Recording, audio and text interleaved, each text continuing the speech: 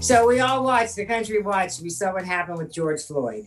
I don't know why, but by now, several months later, I thought we'd be in a different place as a society, but I kind of feel like we're still reeling from, haven't seen, to me, a lot of progress. We're still talking about what happened to George Floyd.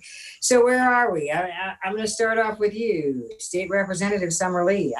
Did you think we'd be in a different place by now? No, absolutely not. Okay. I think that the way we think about change and progress is sometimes kind of like microwave, and that's just not real. When we're thinking about systemic racism, institutionalized racism, these are systems and structures that have been built over centuries. They are not going to be dismantled overnight. And I think that that's the first thing that we have to come to mind with, whether we're approaching it from a legislative, angle, whether we're approaching it from activism and protesting on the ground, whether we're approaching it from economic justice or whatever it is, we all have to recognize that the work that we're going to have to put into this it has to be long-term.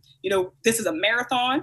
We have to rest. We have to come back when we're ready and when we're fit, but nothing is going to change overnight. But there are things that we can see. There are tangible things that we can see that are different. We are starting to see legislative bodies moving, and that in and of itself is evidence that, governing bodies, power is feeling pressure, whether or not they want to admit it. We're seeing that.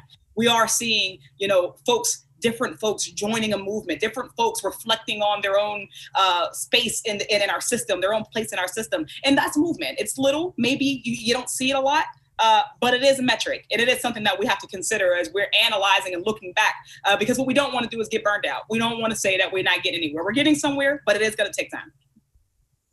And so, Liv, I see you nodding your head down there.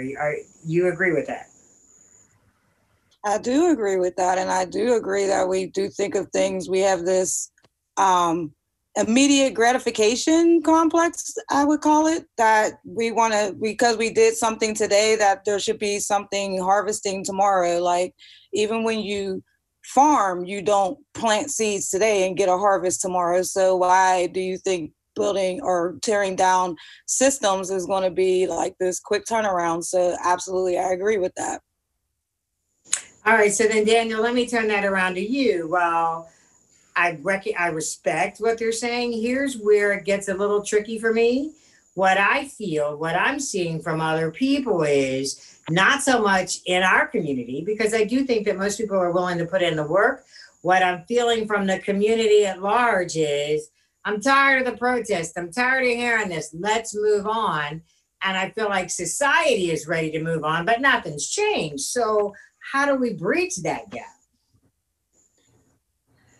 Well, I think we just have to be honest. And going back toward Representative Lee and County Councilwoman Bennett's point, I think we have to do a better job of articulating the changes that actually have been made, the policies that have been implemented, the fact that there are bills on the state level that otherwise would not even get consideration if not for the people continuing to be in the streets. That is indeed progress. There's legislation that myself and Reverend Burgess have introduced that, if not for people continuing to be out there, probably would not have passed our city council, given the makeup of it. And so I think we have to be clear that this is necessary and that the people's continued advocacy is important and it continues to push the ball. I do understand the idea that people can get tired of simply protesting and simply marching and saying, when can we get back to normal? But the unfortunate reality, especially for Black and brown people in this country, we've never had a true sort of American normal. We've always been protesting in some form or fashion. We've always been pushing back against this system in some form or fashion. Right now, I think part of what you see is a majority of the country upset because now they see people who look like them also in the streets. They get accustomed to seeing us fuss and us scream and us carry on. But now that when they see their white brothers and sisters in the street doing it, it has a little different tone to it. And I think they want to see that go away. So then, Ricky, one of my questions is, can we legislate ourselves to a better place? Can we legislate ourselves out of this?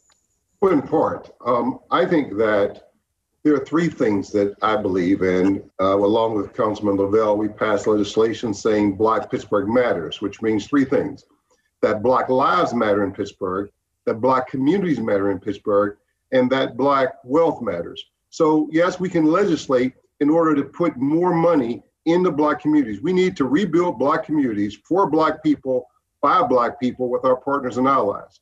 That this is really an economic problem. At the end of the day, racism was built because it benefited the majority culture. And so now we need to change the narrative and start to disproportionately invest in Black people, Black businesses, Black organizations, and Black neighborhoods. Now, that will be the fight. But until that happens, the fight will be incomplete. I spent, as you know, my entire career working for and with Black people in a Black community. And I've been saying this for 35 years, and I'll say it, hopefully my children will continue to fight. The fight is to rebuild the community for people who look like us. In Pittsburgh, 70% of Black people live in Black communities. Until those communities are rebuilt with Black businesses and good Black schools and all the amenities that are due us, this fight continues. We got to take a commercial break. I'm just going to put this out here right now, but I want to talk about it when we come back. I spend half of my time not arguing with people, but trying to make sense of with people, because they hear Black Lives Matter. They want to say, no, all lives matter. And that concept of Black Lives Matter, it loses something in the translation, and they can't move past that.